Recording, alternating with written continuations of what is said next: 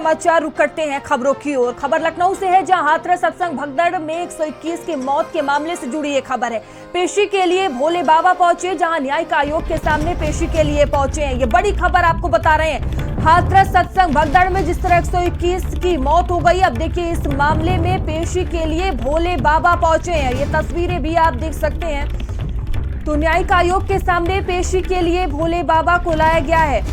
तो इस मामले में लगातार जांच पड़ताल की जा रही है। देखिए भोले बाबा को न्यायिक आयोग के सामने पेश किया गया है। तो पेशी के लिए भोले बाबा पहुंचे, ये तस्वीरें आप देख सकते हैं, जहां पुलिस बल की तैनाती की गई है, सुरक्षा के पुख्ता इंतजाम किए गए हैं। तो ये तस्वीरें हम आपको दिखा रहे हैं, सुरक्षा के इंतजाम किए गए हैं। हाथरस सत्संग भगदड़ में 121 लोगों की मौत हो गई थी और देखिए इस मामले में लगातार जांच पड़ताल काफी तेजी से हो रही। पेशी के लिए भोले बाबा को आज लाया गया है, जहां न्यायिक आयोग के सामने पेशी के लिए भोले बाबा पहुंचे। और देखिए इस मौके पर सुरक्षा के पुख्ता इंतजाम किए गए हैं, पुलिस बल की बड़ी संख्या में तैनाती की गई है। तो पेशी के लिए भोले बाबा पहुंचे, तस्वीरें आप देख सकते हैं, सुरक्षा के पुख्ता इंतजाम किए गए हैं। और इस खबर पर अधिक जानकारी के साथ संवाददाता कफील हमसे जुड़ चुके हैं। कफील, जिस तरह से हाथरस में भगदड़ मची, 121 लोगों की जान चली गई, इस मामले में जांच पड़ताल हो रही है। अब देखिए जो भोले बाबा है उन्हें पेशी के लिए लाया गया है, और क्या कुछ जानकारी?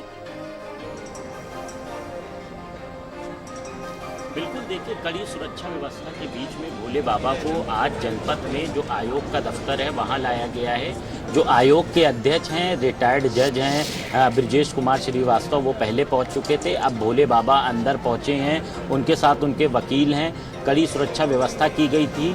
जो हजरतगंज के दारुल शिफा की ओर रास्ता जाता है वहाँ पर पूरा घेराबंदी कर दी गई थी, रास्ते को बंद कर दिया गया था। आरएएफ के जवान, पुलिस के जवान दूर दूर तक तैनात किए गए थे। आज बाबा से पूछताछ होगी। जो आयोग के अध्यक्ष हैं वो अंदर मौजूद हैं, इसके अलावा जो सदस्य हैं, तस्वीरों में भी आपको हम दिखाएंगे कि यहीं पर आयोग का दफ्तर है जनपद में, और ये रास्ता है, यहाँ से अंदर भोले बाबा अब से कुछ देर पहले गए थे।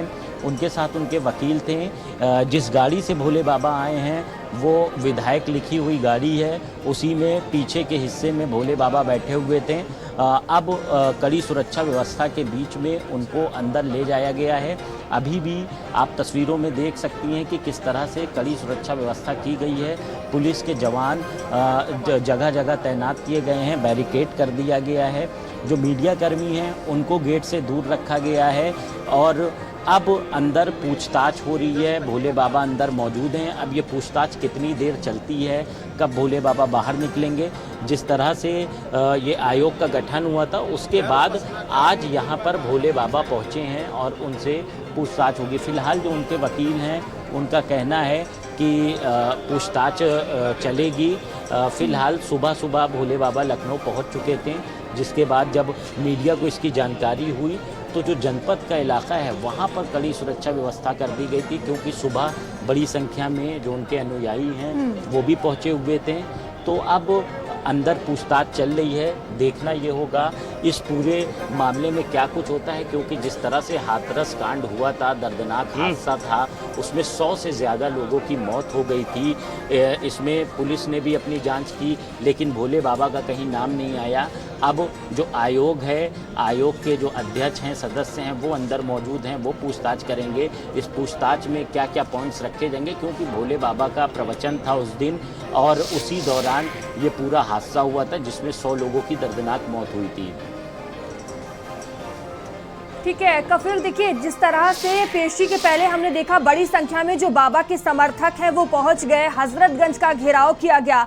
तो जिस तरह से अभी आप बता रहे हैं उन्हें पेशी के लिए अंदर ले जाया गया है, लगातार पूछताछ हो रही है, क्या कुछ स्थिति अभी बरकरार है? जो बड़ी संख्या में समर्थक पहुंचे थे।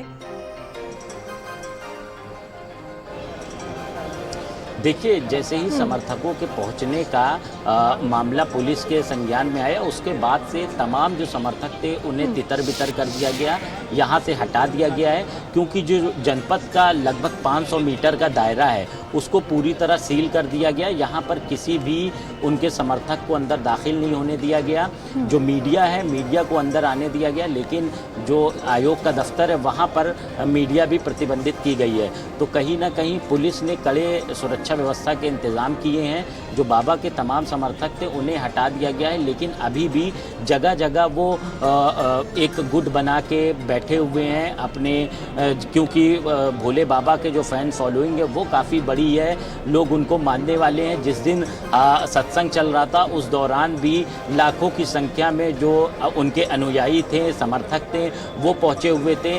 तभी हादसा हुआ था और बड़ी संख्या में लोगों ने अपनी जान गंवाई थी। तो ऐसी स्थिति यहाँ पर न पनप पाए, इसके चलते पुलिस ने जो तमाम छिटपुट उनके समर्थक और अनुयायी आए थे उनको सुबह ही हटा दिया गया था। अभी पुलिस ने 500 मीटर के दायरे में पूरी तरह से सुरक्षा व्यवस्था की घेराबंदी कर रखी है।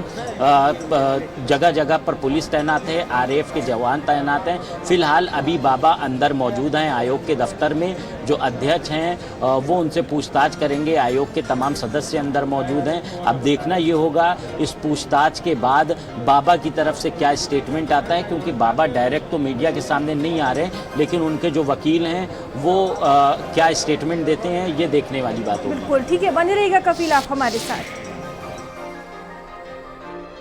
मैं डॉक्टर AP सिंह हूँ। आज नारायण साकार हरि जी मानव मंगल मिलन सद्भावना समागम में यहाँ माननीय न्यायिक आयोग, त्रिसदस्यीय न्यायिक आयोग है, उसमें बुलाया गया है, सम्मान दिया गया है।